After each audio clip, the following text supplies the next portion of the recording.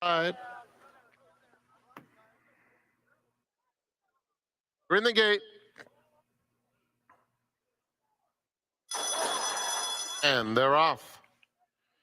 Top Gun Tommy had a very nice break. Mastermind on the outside. And here's Good Vibes Only sprinting up to take the lead. Disco Ball is close up, just 2 lengths off the pace, and it's a pretty big gap to the little H-Man. Good Vibes Only passes the 5 furlong pole with Disco Ball moving into second. Top Gun Tommy a length off the pace in third. Mastermind is 4 deep, 8 lengths back to the little H-Man. Less than a half mile to go. Good Vibes Only ahead. Disco Ball comes to press in second. Top Gun Tommy a length and a half back. Has to go after them as Disco Ball is the new leader. And he quickly runs by Good Vibes Only, putting a length on him without much effort. Top Gun Tommy moves right into second. Good Vibes Only back to third. Followed by Mastermind, and the little H-Man starts to pick it up from behind. Disco Ball, the target. 2-length lead into the stretch. Chased by Top Gun Tommy in second. The little H-Man rallying on the outside of Good Vibes Only. Disco Ball comes toward the 16th pole with a 2-length lead. Top Gun Tommy is trying his best, but it's still Disco Ball in charge, and Disco Ball is too strong. Disco Ball back-to-back for Tyler Bays. Top Gun Tommy second. The little H-Man third, then Mastermind.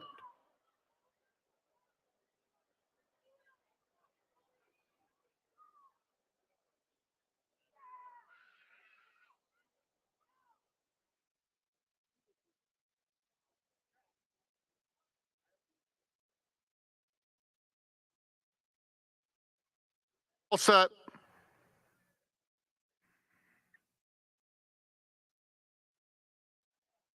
And they're off. Princess Bettina comes out very nicely. Far outside, Benedict Canyon is up close. And in between those two, it's Carmen Miranda. That trio is followed by Speed Lane, 4th and 3 off the pace, and the Wild Grazer is allowed to relax in the early stages. Where Carmen Miranda and Benedict Canyon are stride for stride with Princess Bettina right there at the rail, 3 of them across the course with less than a half mile to travel. Speed Lane is in 4th, and the Wild Grazer continues at the back. Continuing down the hill, Carmen Miranda, Benedict Canyon, Princess Bettina, neck back 3rd. It's been a good trip for Speed Lane in 4th, has 3 to make up.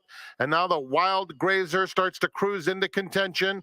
Red colors from the back of the field angling out for the drive. Anyone's race at the top of the stretch. Benedict Canyon on the outside. Carmen Miranda, 2 back to Speed Lane. And the Wild Grazer is in full flight now. And the Wild Grazer from last, sweeping on by, coming to the 16th pole. And it's the Wild Grazer in a good-looking W. Speed Lane was second. Benedict Canyon, Carmen Miranda.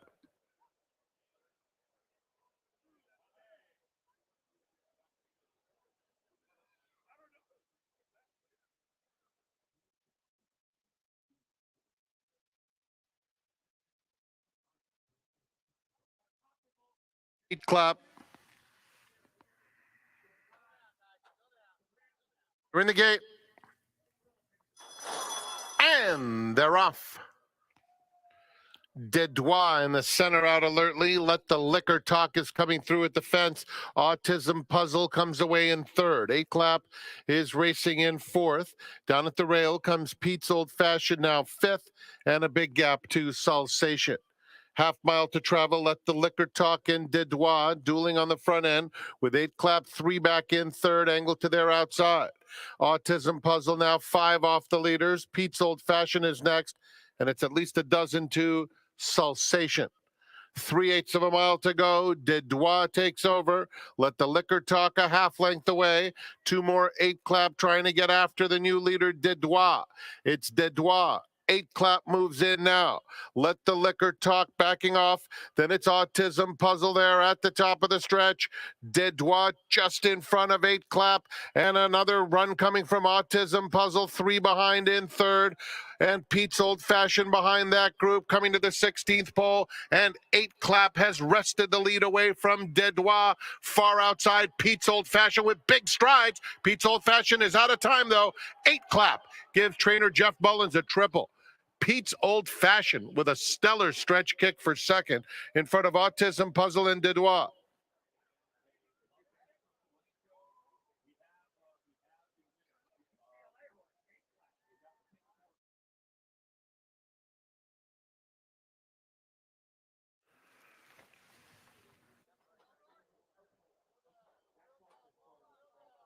They're in the gate. And they're off. Sinful King is sent out quickly at the rails. Citadino with great natural early foot. And When Heroes Fly just off them third, Bound to Succeed fourth.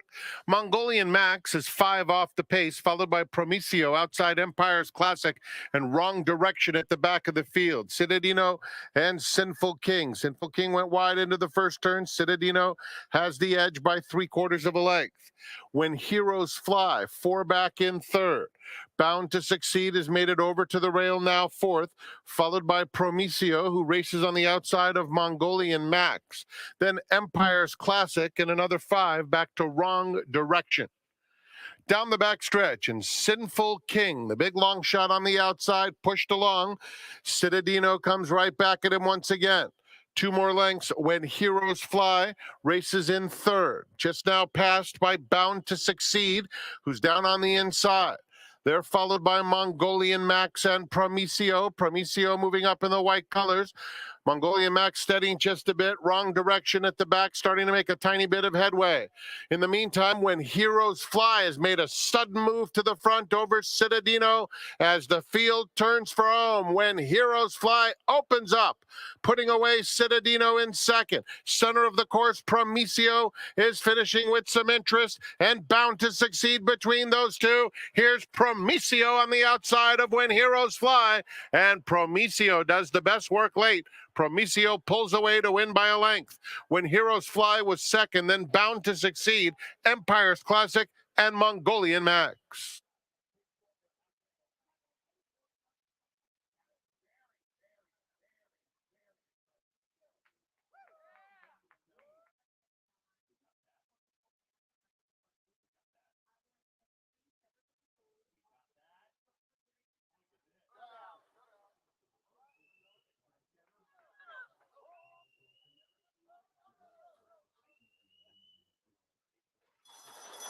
And they're off. Santa C rockets out of the gate. Tizzy Twister comes away in good order. Abita on the outside, and Le Deuxième Étoile. The early trailer is Sweet Hello. They move into the first turn with 7 furlongs to run, and it's Santa C cruising along by a length and a half. La Deuxième Étoile now 2.5 behind in second, and then it's Tizzy Twister third. Abita is next, and Sweet Hello 5 lengths off the lead. 5.5 furlongs to go, and Santa C 3 parts of a length. La Deuxième Étoile kept in the clear second, and then it's Tizzy Twister with the white blinkers in third. At the rail, Abita is inching forward willingly, and Sweet Hello 3 deep. They've taken even closer order, coming to the half-mile pole. Tyler Bays and Santa C, a length in front of La Deuxième Étoile. Then it's Tizzy Twister, Sweet Hello, and Abita. Heading toward the 3/8 marker. Santa C, 3/4 of a length. La Deuxième Étoile inching in a little bit closer, and Tizzy Twister outside of her. Sweet Hello is coming under some pressure now, and Abita in the red colors, 3.5 off front-running Santa C, who has passed the quarter pole, still in charge. Tizzy Twister in second, La Deuxième Étoile, and then comes Abita. There's an 1/8 to go. Santa C, Tizzy Twister up alongside, though, and Tizzy Twister has taken command and opens up. It's Tizzy Twister quickly 3 lengths to the good. Now it's 4. Tizzy Twister cruises home under Armando Ayuso. Santa C was second best. Abita third. La Deuxième Étoile finished fourth.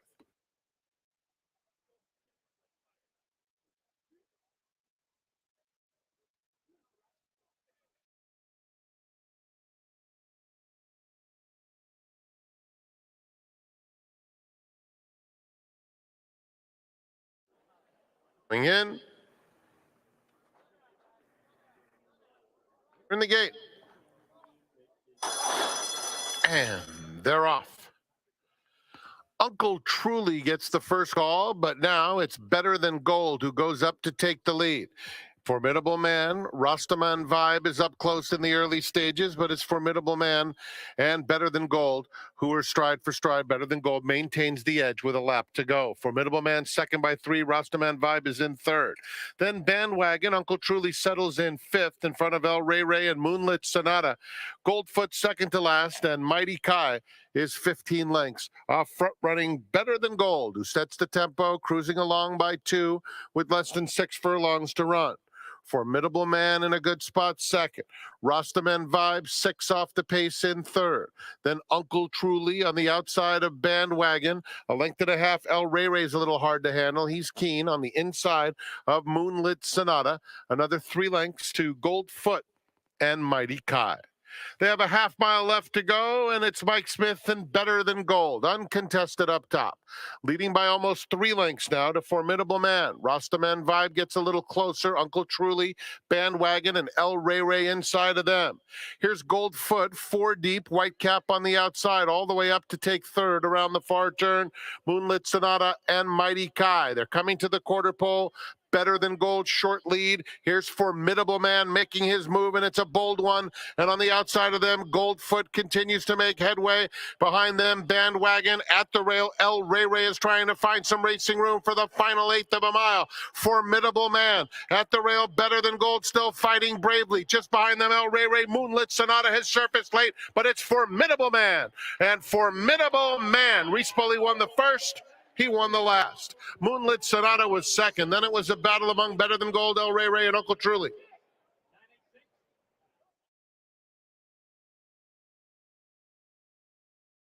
Late pick 4 returns $357.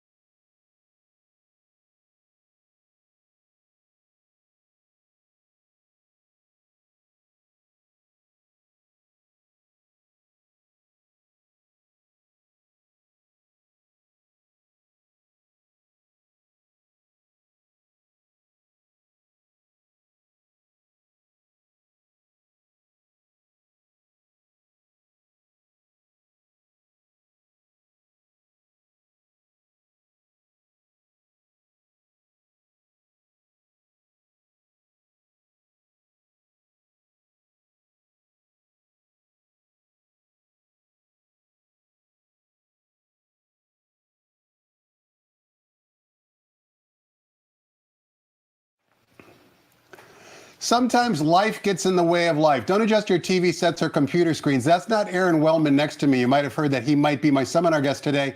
But unfortunately, Aaron was stuck in a DMV down in the San Diego area. And as you well know, DMV and timeliness don't go together. But nevertheless, I've got my closer in the house as a seminar guest today. His name's Sebastian Piscuskas. Seabass, happy Thursday. Welcome to the seminar. Thanks for having me, Tom. I appreciate you going to the bullpen. It's a happy Seabass Thursday, right? Always. It always is. Now, what's going on in your life? We've got a big day coming up on Saturday with the St. Anita Derby, and you're kind of the master of all trades. You man the customer service desk for First Bet right next to Serrano's. What's going on from a promotional standpoint this coming Saturday, which, by the way, we have 12 races starting at 12 noon, a terrific card. What can fans expect when they come on track? Fans can absolutely expect to get 12 live dashes all afternoon. We got the big three, pick three, full fields all day. Big pick five, pick six, dollar minimum. So you got a lot to look forward to here at Santa Anita on Saturday. Don't we have a lava pin giveaway as well, or lava man pin giveaway as well? Yeah, we do have the lava man pin giveaway. Wager $50 with your First Rewards card, or make a $25 donation to Old Friends, and you can pick that up at First Rewards with me. Beyond that, I just want everybody out here to have a good time. Weather's supposed to be great in the mid-60s, sunny, so we'll be fast and firm on Saturday, that's for sure. Sunday is closing day for the winter meet. That means that all mandatory payout in all the pools. Also, there's going to be $100,000 seeded into the Coast to Coast Pick 5. I saw a graphic earlier this morning. The Coast to Coast Pick 5 on average is paying $14,000 for a $1 wager. That combines races from Gulfstream Park and Santa Anita. I'm sure you get involved. There's not many races you don't get involved in, Seabass. Are you getting involved in the Coast to Coast Pick 5? You know what? I'm going to take a swing this time, Tom. When you have $100,000 up for grabs and basically dead money, right? Free money. Free money. It's becomes a plus expected value wager, and as a result, you have to participate.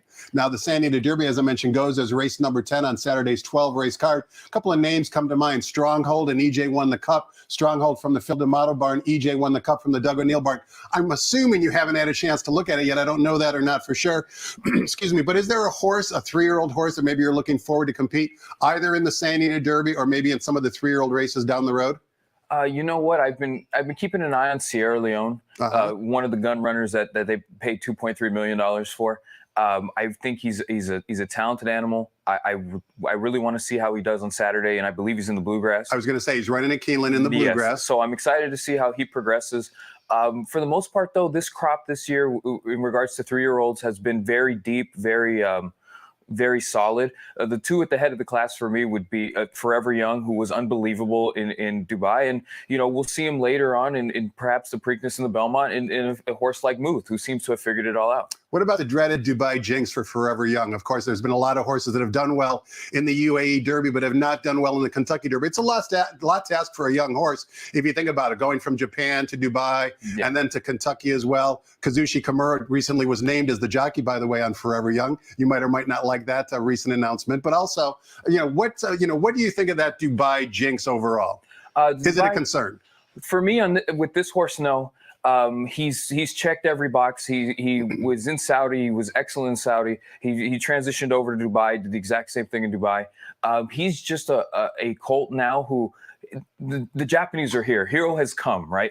And so for a horse like Forever Young, he's made the necessary steps forward. He continues to move forward. They're making small changes with him, removing the earpieces from his blinkers to get him to relax. And in the Dubai Derby, I'm drawing a blank on what that's actually called. UAE Derby. Thank you. Correct. In the UAE Derby, he ran down a Southern Hemisphere 4-year-old. So Correct. He did indeed beat an older horse.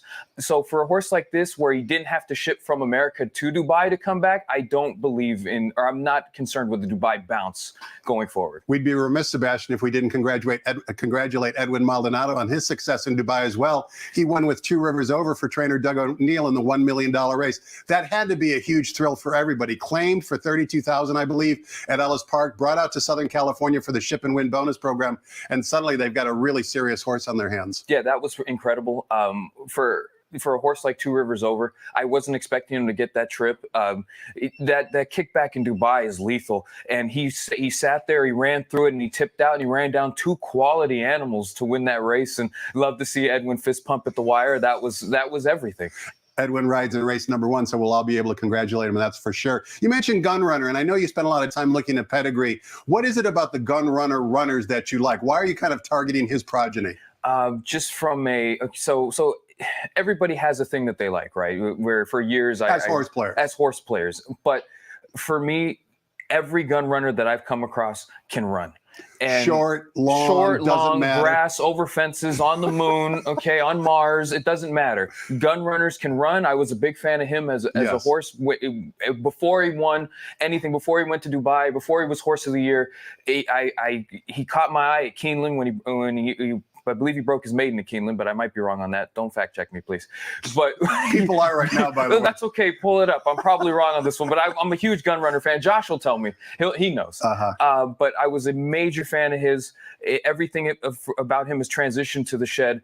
They're scopy. They're long. They do everything. They're beautifully built. They're just everything you could ever ask for a colt. I ask a lot of my seminar guests this question, and I'll ask you as well, Sebastian. How long do you stick with pedigree in a horse's career before you kind of tend to ignore it? In other words, you have high expectations for most of the gun runner progeny, but let's face it, he's not going to bat 100%. No. Will you give them 2, 3, maybe 4 outs and then turn the page, or will you kind of always have a soft spot in your heart for all of his runners? So it really depends on what they're doing, right? Like for me, pedigree only matters up to a certain extent, but if they're doing something different, so if for 2 starts and then they decide to route, or they've sprinted the gun runner for 6, 8 starts, now they cut them back and then they stretch them out to a route, then I'll take note of that as well. So it really all depends on angles. It's not just necessarily like, oh, every gun runner I come across I love. I'm just for your money and to have a chance in the shed where there's no proven anything bloodline or whatever, I think he gives you the best opportunity to get a quality animal. When you're handicapping maiden races, and certainly at Santa Anita we've had our fair share of them this meet, how do you kind of evaluate maiden races? In other words, what percentage of the handicapping equation is pedigree? What percentage is maybe the trainer's intent first time out? What percentage is workouts that we can see courtesy of xbtv.com? Like, how do you kind of put the whole recipe together and try and find a winner in a maiden race with a bunch of first-time starters? In maiden races with a bunch of first-time starters, I lean towards perhaps their OBS. I lean towards being able to see. So XBTV is the perfect tool. Will you go back and watch their workouts before the auction as well? 100%. If they have OBS, whether it's March, April, the open sale, maybe Fasig-Tipton, I just want to see how they move. I want to see what the exercise rider's intent was. How many times did he have to go to the stick, right, to get them going? Were they on their right or wrong lead? How was the stride? Was it fluid? Was it short? And then I want to see the works. Things change from April to July. Things change from April to December. So I want to know as much as I can about these horses, not necessarily where I'm really focused on, trainer patterns, which are indeed important, but from the standpoint of first-time starters or in maiden races, I want to know which horse I think can run, and then we'll figure out the rest of the puzzle. Things not only change from April to November, they change from day to day. That's why we have Sebastian as our seminar guest today. Aaron Wellman couldn't make it, but as you can tell, Sebastian is a young and rising star. He's done the work. He's going to tell us who he likes on today's 9-race card. But before we do any of that, let's toss the microphone over to track announcer Frank Miramati and get the early changes, which are minimal, on today's special Thursday card with 2 graded stakes races included from Frank Miramati.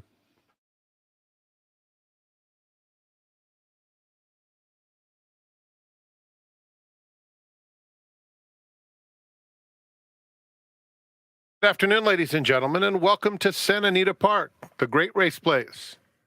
Here are the early changes on our special Thursday program.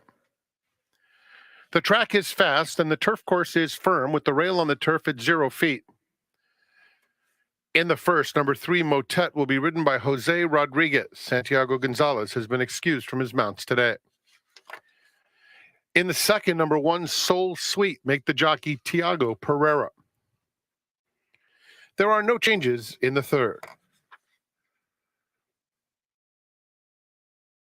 In the fourth, number 3, Dandy Day, 2 pounds over.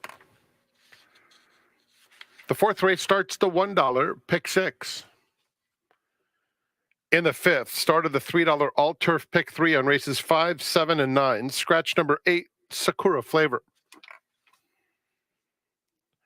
In the sixth, no scratches or jockey changes. The seventh race is the Grade 3 Wilshire Stakes. There are no changes.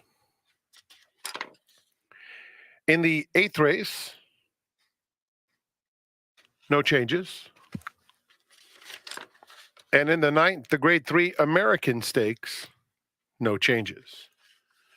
Enjoy your afternoon at the Great Race Plays. Post time for the first is in 58 minutes at 1 p.m. Let's go back to Quigley's Corner in the studio.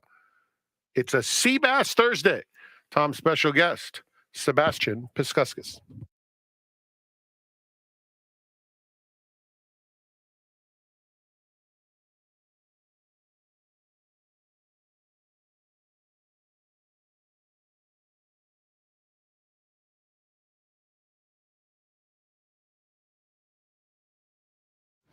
Welcome back. We're talking horse with Sebastian Piscuskas. He is the loyalty and marketing ambassador here at Santa Anita. Basically what that means is he's the jack of all trades. And as you can see, he's filling in for the originally scheduled seminar guest today, Aaron Wellman, who could not make it due to a previous commitment at a DMV down in the San Diego area. But first, before we look at today's 9-race card, Sebastian, Eclipse Thoroughbred Partners, which is what Aaron Wellman founded and is the president of, they have had a number of talented runners in their barn over the years. I'm going to read through a few names.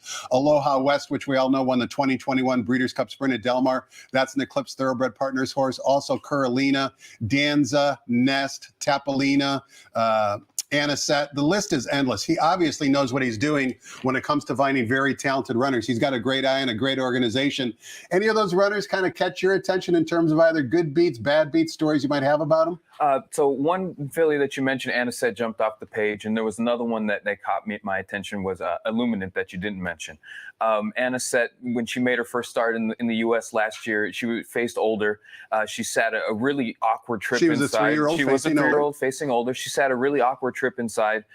Flavian weaved through traffic and dove back to the rail and got up, and that was very exciting for me. And that was one where I was like, okay, we're going to see how she progresses. She later won the Del Mar Oaks and then won the American Oaks. That was a tip-off that she had a lot of ability in her U.S. debut. Yes, that was a tip-off for me. I believe it was a 12 or 14 horse field. She beat a bunch of older fillies that were quality. Eleuthera, Carla Gaines had a really nice filly in that race as well. That her name's escaping me right now. Closing remarks? No. Okay. It was another one she was on the cusp, and I think she still could be something really special, but she just wasn't there yet at the time. And let me stop you there, Sebastian. So when you're watching the races, you have action on the race, but you're also trying to be a scout. In other words, you're anticipating what these horses might do down the road. And I think that's an important distinction to make. A lot of horse players and racing fans just pay attention to what's happening today. You try and project based upon what you see, whether or not there might be some quality animals that maybe are going to capture your attention down the road. Absolutely. As trying to be a student of the game, I might not like a horse in this spot today. It might be 20 or 30 to 1, but she may do something or may have a little trouble, and leads me to believe that she's capable of moving forward. Horses are always either moving forward or they're moving backwards. They're never staying the same. It's a linear progression, whether they're going forward or back. So for me, I want to know as much as possible going forward for the next race and the race after that. Fair enough. Now, you mentioned Illuminant as well, who obviously was very talented. I believe she won a stakes race at Keeneland, if I'm not mistaken, amongst other races. What caught your eye about that horse? So Illuminant, she was on the scene for about a year as a maiden. She ended up breaking her maiden down the hill by a significant margin with Bejarano in the saddle. She would later contest the La Cañada on dirt, and they quickly figured out that she wasn't necessarily a dirt horse. And so that was the key for me when they scrapped the La Cañada. They gave her 6 weeks off, and they brought her back in an allowance, and Flavian got on aboard again. And she ran off the screen that day, and I could see the light bulb click right on for her. She would later win the Gamely about 2 months later on this very track, and the rest was history for a filly like that. So it was really fun to watch a filly figure it out in front of your eyes as someone who's here every day. And, all credit to Eclipse. They knew where to spot her. Let's see if you can identify, Sebastian, any runners today on today's 9-race card where maybe the light bulb will go off, specifically today, because that's the action we're betting on. And we kick things off in race number 1, sprinting on the turf course. As you can see on the screen, track conditions are fast and firm, thankfully so. 6.5 furlongs is the distance on the flat turf course for maiden special weight 3-year-old fillies. The rails today are at 0 feet, and race number 1 begins the 50-cent early pick 5. We've got a field of 10. Take note, a new jockey in number 3, Motet. Santiago Gonzalez does not ride the first 2 races. Jose Rodriguez will now be in the saddle. The morning line favorite in the current betting choice at 6-5 is number 4, Paradise Lake from the Peter Urton barn. Before we get your thoughts on the race, Sebastian, I wanted to show a workout for the Eclipse Thoroughbred Partners horse who's down on the rail. It's number 1, Hannah Buckle, and courtesy of our friends at xbtv.com. Let's watch the workout back on March 1st for Hannah Buckle. You'll see in this workout, there's a couple of things to take notice of. Hannah Buckle is on the outside, but more importantly, as we're watching the action on Hannah Buckle, you might or might not recognize the runner in front of her. It's a filly, a 3-year-old filly by the name of Sakura Blossom. All Sakura Blossom did is win the $60,000 Arizona Oaks at Turf Paradise. So A, we know that Sakura Blossom likes the dirt, and B, we know that she has a lot of ability. What we don't know about Hannah Buckle is where she fits in Southern California, and we also don't think that she likes the dirt because she's never ran on the dirt. She ran on the turf 2 times over in Ireland, and now she makes her U.S. debut. She doesn't necessarily wow anybody here, Sebastian, in the workout, but she's trying hard, maybe over her least favorite surface. She's competing against a very talented 3-year-old filly. There's some things to like here at a morning line of 8-1, who's currently up on the board at 8-1. Is she your top choice, or do you look elsewhere? You know, I ended up landing on Hannah Buckle. That's a perfect example of watching tape, right, and figuring out, you know, a filly. She, on that March 1st work, she does not want to run on dirt. That is clear as day. During the work, she wasn't going forward. As she gallops out, she slowly figures things out. So she's absolutely not a dirt horse. I think that she's a filly where she improved dramatically from first start to second start. They've given her time. She's come over here. She might need one today. The rail's kind of hard to navigate at 6.5. However, you know she's going to be coming on late, and she can absolutely get a piece and even win this. It's interesting. Leonard Powell, you can see in the racing form, is just hitting at 10% with a small sample size for runners returning in excess of 180-day layoff. I went back in a DRF formulator and looked up the statistics for Mr. Powell for the last 5 years, and it's better. It's 7 for 39 with an 18% wing clip. So I think we all know that Leonard can do well with the layoff runners, which is what Hannah Buckle has to overcome today. He also does well with first-time Lasix horses. She's getting Lasix today. We don't have the graphic today, Sebastian, for your top 2 selections. So we know you like Hannah Buckle on top. Who do you maybe like second to either complete the exacta or be her chief competition? So for second, I ended up on the 6-horse No Time for Squalls. Just another example of a filly going from first start to second start. Had a bunch of trouble in her debut. She's come back, worked a couple times. She popped the bullet before her first start. So she's one where if she has a cleaner break today, she's going to be around at the finish. Let's take a look at race number 2, Sebastian. Begins the 50-cent early pick 4. This time we're on the main track. 1 mile is the distance. It's for fillies and mares. $12,500 is the claiming tag. New jockey on number 1, Soul Sweet. Make it Tiago Pereira. Morning lane favorite drawn right outside of her would be number 2, Flatter with Jewels from the Phil D'Amato barn. Phil D'Amato with a number of runners on today's card. 8-5 according to John White with Flatter with Jewels. How'd you see race 2, Sebastian? In race 2, I ended up on the outside horse, the filly DeJoria. She just won in the 16 non-2 life condition, and she won by as far as she wanted. I tend to lean outside in spots like this. She projects to get a really clean trip. Do the exact same thing as last time. And the 16 non-2s versus the 12-5 or the 10, bottom level claimers, they can be comparable. For a filly like DeJoria, I absolutely think that race was comparable to this, and I don't think she has to move forward very much to win this. DeJoria re-added the blinkers last time. I don't know if that was the secret to success, but nevertheless, she hit the winner's circle. First time she's done that in quite some time. Who'd you like to maybe give her stiffest test in race 2? I ended up on the morning line favorite, Flatter with Jewels in second. She is the proven commodity at the level. She hasn't really been finishing her races off in her last 2, and I have a sneaking suspicion she might be arrow down.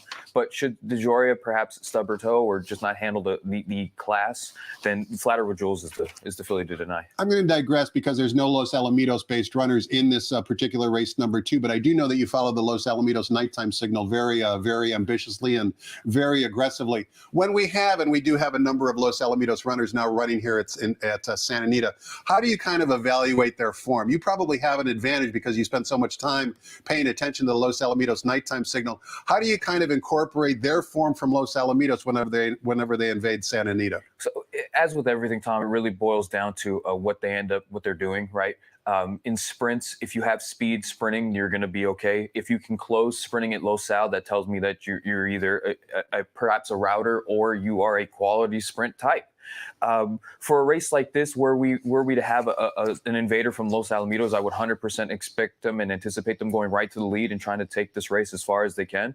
But these nighttime performers at Los Al, they're definitely arrow up. They're moving forward and they can compete at this level, whether it's the bottom or even in the state-bred Calbred ranks. Race number 3, we're back on the turf course sprinting. 6.5 furlongs on the flat turf course is the distance. Maiden special weight, 3-year-olds. We've got a field of 8. The morning line, the morning morning line favorite number 2, Legitify from the Richard Mandela Barn, first-time starter owned by MyRacehorse.com. Before we get your thoughts on the race, Sebastian, another workout to look at, and again, it relates to the Eclipse Thoroughbred Partners owned horse. It's number 4, Series, a first-time starter, a son of Arrogate. Let's take a look at the workout for March 24th. This is out of the drill, and Series is going to be the gray on the inside. He's got a similar coat to what his dad had, Arrogate. And you can see the workmate really kind of stumbled and kind of broke poorly out of the gate. But what I liked about this workout was a couple of things. It was from the gate, and if you look at the racing form, it was the 10th best work at this distance out of 60 that particular morning. Now, not all were out of the gate, so you have to give some extra bonus points to the time coming out of the gate.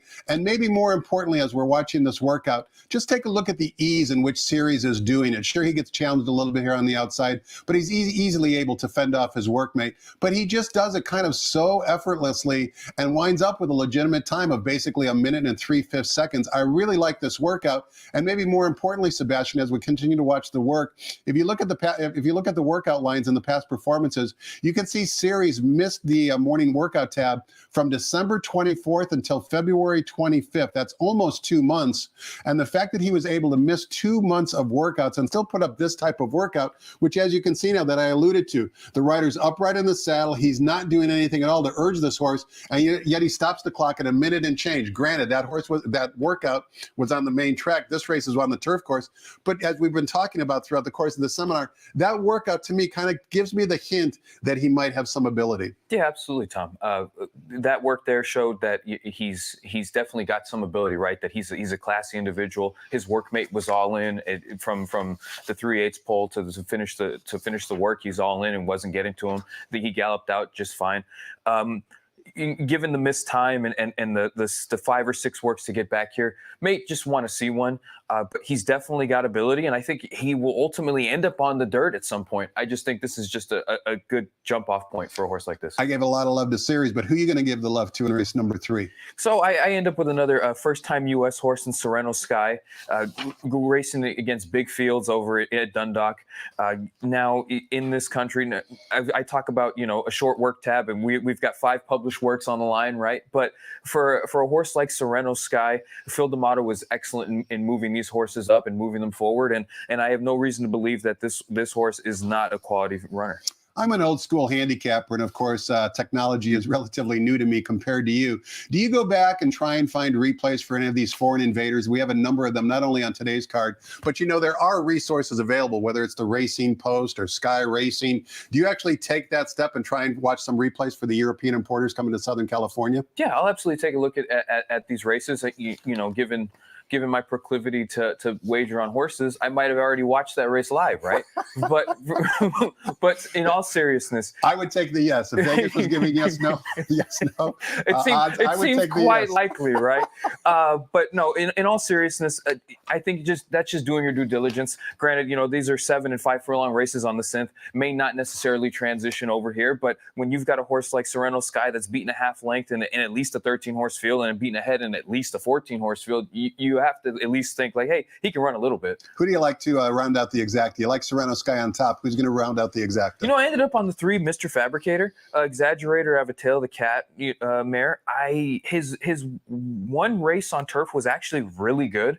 I do think that he will again move forward on grass. Ultimately, I think his future might be sprinting on the dirt, but for now, this is a really good spot to be in for a horse like that. And then the Connections paid 30 times the stud fee. Exaggerator stands for $5,000. They paid $155,000 at auction. That's a pretty good multiple, indicating that someone within that ownership group thought that Mr. Fabricator had some talent. As Sebastian mentioned, his best effort in his 4 lifetime starts came sprinting 2 back. Race number 4 begins the $1 pick 6. We're sprinting 6 furlongs in the main track for maiden claiming. Fillies and mares in for a $20,000 tag. We've got a field of 7, and the morning line favorite is number 7, Hot Lava Cake from the Bob Baffert barn, 9-5 according to John White. Hot Lava Cake has one effort. It was in a maiden special weight race, and it was on the turf course. Obviously, things are changing today. Today's surface is dirt, and they're dropping this $200,000 purchase in for $20,000. Not the best of signs, but beware. I want to show you a workout for Hot Lava Cake. It was the most recent work on March 28th. Let's roll that tape and watch Hot Lava Cake work. There's a couple of things to to take notice of. First of all, Hot Lava Cake is down on the inside. Again, take a look at the body language of the exercise rider. He's not asking this horse to run really at all. And again, more importantly, take note of who the workmate is. The workmate on the outside is another Bob Baffert runner by the name of Well Funded. Well Funded has run 2 times so far on turf in the maiden special weight division. He's running tomorrow in race number 1 as the morning line favorite. And Well Funded, in the 2 races that he's run in the afternoon on the turf course, he's earned Beyer speed figures of 66 and 67. And take a look at how easily Hot Lava Cake is handling that relatively talented son of a relatively talented competitor named Well Funded. So I have a feeling there's more in the take here, Sebastian. The fact that this horse, who didn't show much on debut, can outwork a horse who's run in the mid-60s so far in the Beyer speed figure range. You look through the rest of the field in race number 4, nobody's coming even close to running a Beyer speed figure of mid-60s. If Hot Lava Cake can duplicate that effort in the morning this afternoon, he's going to be tough.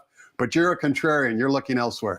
Yeah, ultimately, Tom, I can't make money with a filly like that. I'm going to take her on. Now, I will say that she's got a lot of things going for her. That workout was very strong, particularly for the level. She is an older filly going against 3-year-olds. She's drawn perfectly, which is, I like I've said before, I tilt outside in this spot. It's just, for me, something doesn't ring enough bells on this one for me. I don't really particularly care for Hot Lava Cake, and I think that I can take her on, whether she's at 9 to 5 morning line, where she's going to be probably closer to odds on. I'm going to take a shot with 2 other horses and hope for the best. Who are you going to take her on with? Who are those 2 other horses? So I ended up on the 5, Max's Maxine. I remember Tebow Wing. She was a bottom level claiming Little type. Red Feather, I think. Yes, she was. She started as Little Red Feather. She was all right. Anthony's Cross, another decent performer. Really, what it was for me was the fresh face. First off the claim for Reed France, he bats 20% doing that. There were probably a bunch of spots up north that he could have absolutely run in. He decided to wait the month off the claim and then bring the horse down here. So that's a sign of confidence for me. And for second, I end up with Hector Palma's horse with the first-time starter Devil d'Oro. I'm just taking shots that I'm going to end up being better than Hot Lava Cake here. That's it. And for those skeptics like you, Sebastian, who don't like Hot Lava Cake, here's one more statistic, courtesy of the Daily Racing Form. Typically, I don't like horses that Bob Baffert doesn't like. I've always said on camera and off camera, if Bob Baffert doesn't like them, I don't like them. But you have to keep an open mind. And here's a statistic courtesy of the Daily Racing Formulator for trainer Bob Baffert. The last 5 years with runners from his barn, going from maiden special weight to maiden claiming, he's 7 for 20.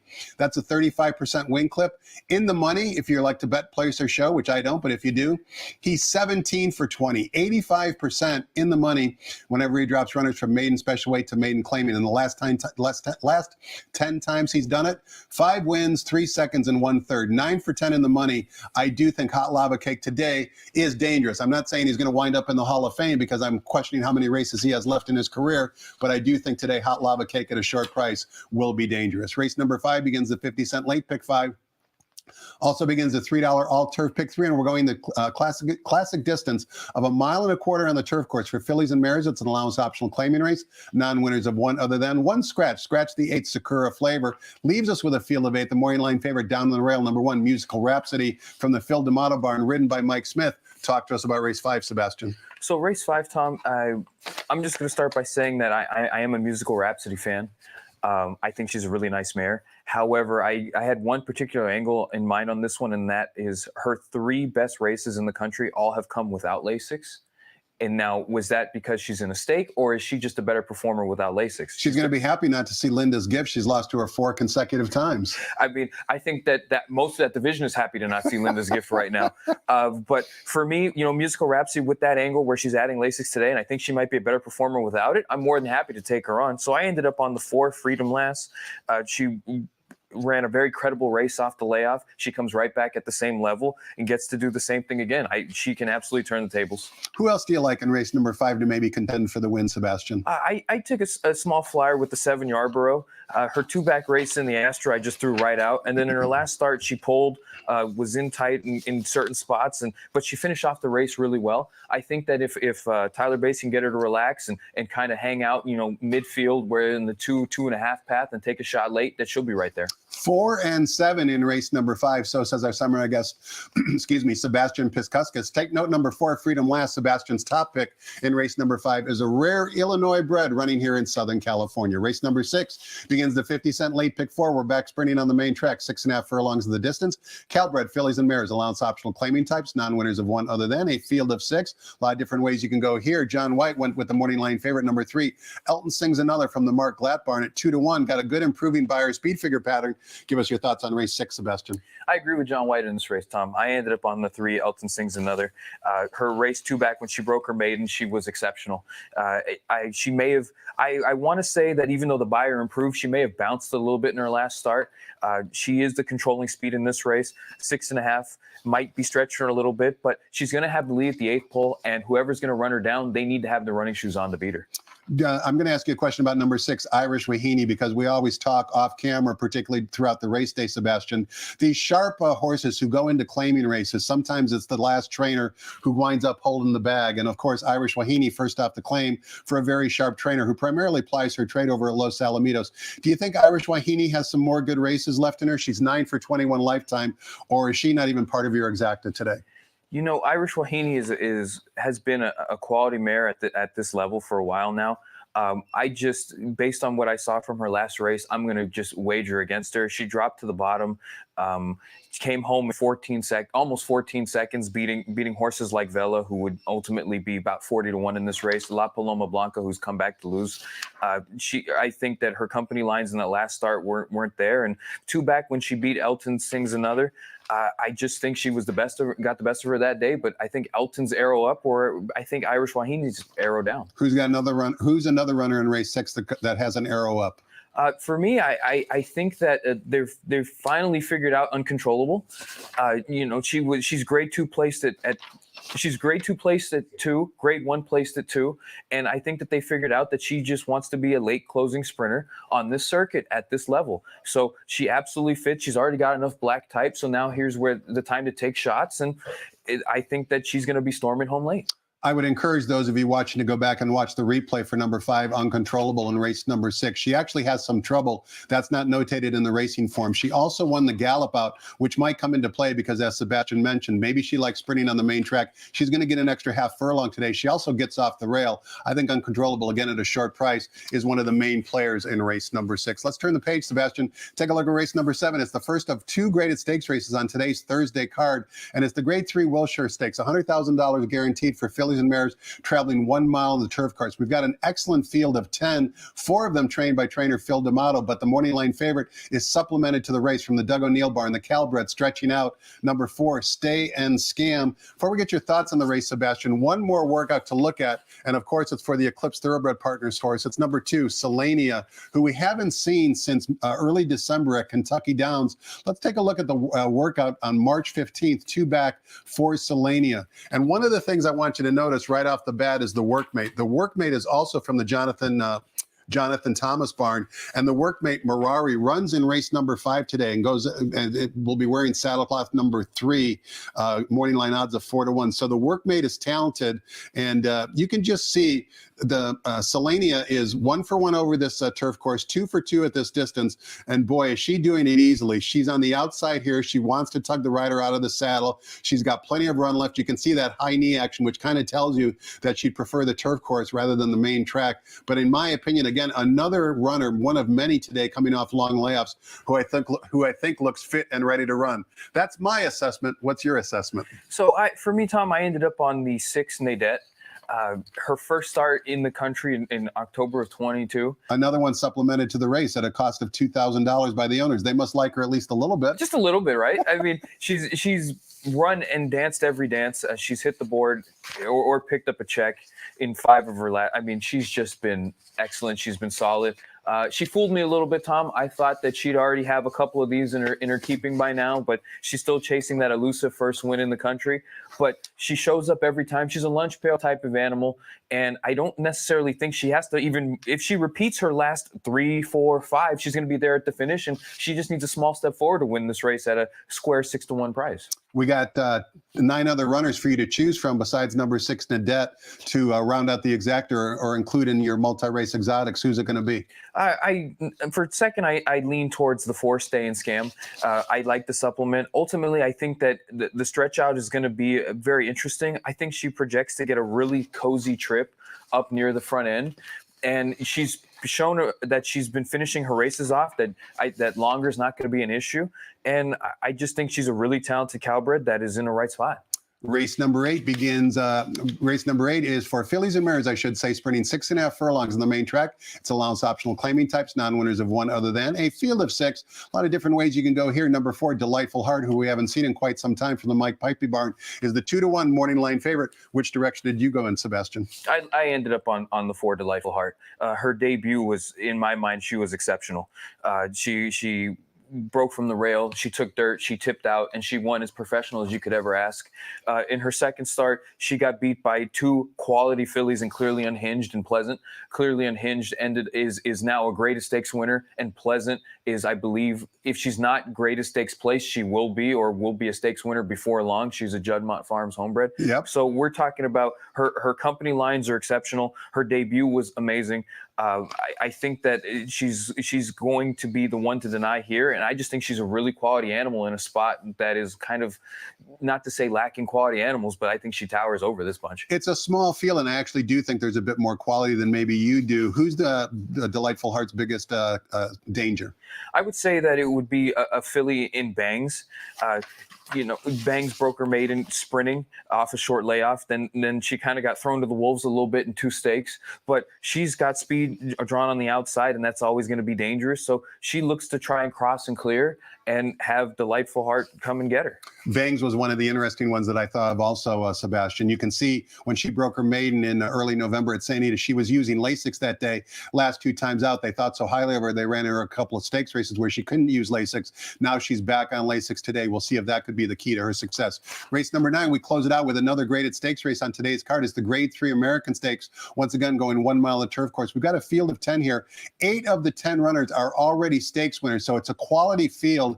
And the morning line favorite is number 3, Gold Phoenix, who ran a bang-up race in the Breeders' Cup Turf in early November here. Hasn't been seen since. 5-2 on the morning line. This is a really good betting race to close it out, Sebastian. Yeah, absolutely. It is, Tom. I ended up on the rail horse, Johannes. He is the fresh face, right? He's been off since the American Turf, where he ran a credible race to quality runners like Web Slinger, who's a Greatest Stakes winner. Farbridge, who might be the best turf horse in the country. Major Dude, who's another quality animal. So he's coming out of really strong 3-year-old races. Now he has to move forward from 3 to 4. I have no reason to believe that he won't, right? His transition from dirt to turf is what kind of got the light bulb to turn on. His 2-back race in the Pasadena wins this race with plenty in hand. So if he's moved forward from 3 to 4, he's going to fire a big shot, and he's 4-1. We're always winners whenever we listen to Sebastian give out selections on today's seminar. Sebastian, thanks so much for warming up in the bullpen and being there when I needed you most. You did a great job today on short notice. Want to wish you nothing but luck, not only today, but also going forward, both professionally and also with your horse playing. Thank you, Tom. I really appreciate it, and I hope to be back soon. Thanks to all of you for watching as well. Keep in mind, live racing resumes tomorrow, 9 races again at 1 o'clock, and then Saturday, San Diego Derby Day, multiple stakes races, 12 races on the San Diego Derby card this Saturday. First post on Saturday will be 12 noon. Thanks for watching, everybody. Have a great afternoon and good luck.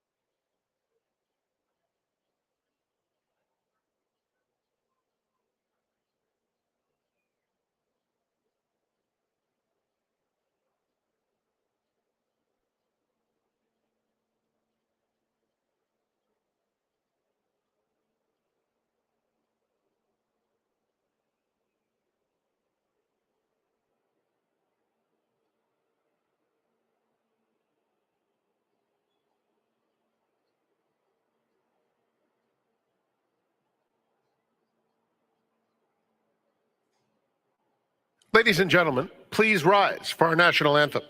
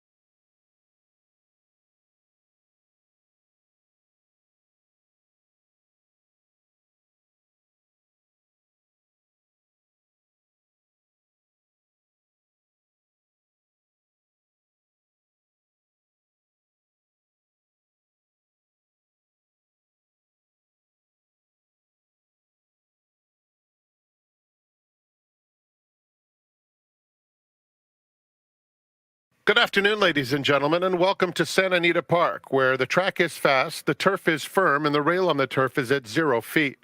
Here are the changes. In the first, number 3, Motet will be ridden by Jose Rodriguez. Race 1, number 3, Jose Rodriguez. In the second, number 1, Soul Sweet, make the jockey Tiago Pereira. There are no changes in the third. In the fourth, number 3, Dandy Day will carry 2 pounds over. Fourth race starts the pick 6. The fifth starts the late pick 5, as well as the $3 all-turf pick 3, which is offered today on races 5, 7, and 9. Scratch number 8, Sakura Flavor. In the sixth, we have a blinker note. The seventh is the grade 3 Wilshire with no program changes. In the eighth, no changes. And the ninth, the American Stakes, no change.